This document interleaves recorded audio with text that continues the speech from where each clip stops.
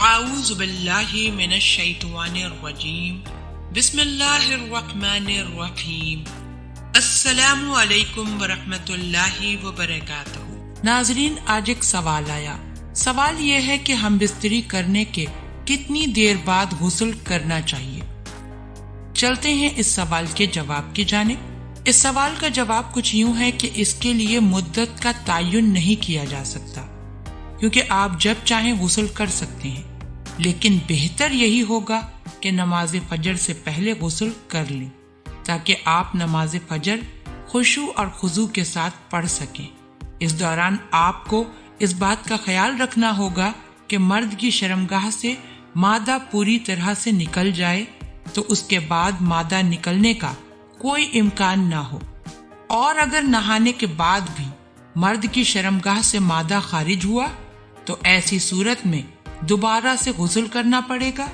اس لیے چاہیے کہ انتظار کر لیا جائے، اور اگر جب اچھی طرح تسلی ہو جائے کہ کسی قسم کا مادہ نکلنے کا کوئی خطرہ نہیں ہے تب غسل کر لینا بہتر ہے۔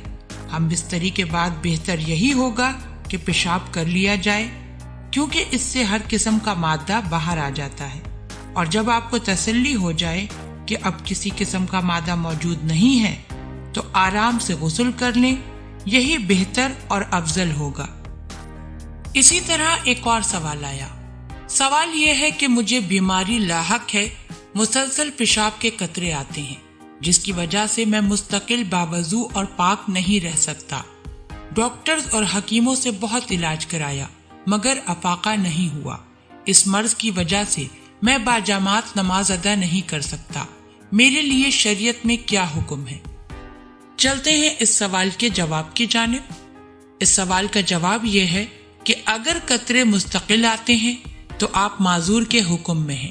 ایک دفعہ وضو کر کے ایک وقت کی نماز ادا کریں۔ اسی طرح ہر وقت کے لیے الگ الگ وضو کرنا ہوگا۔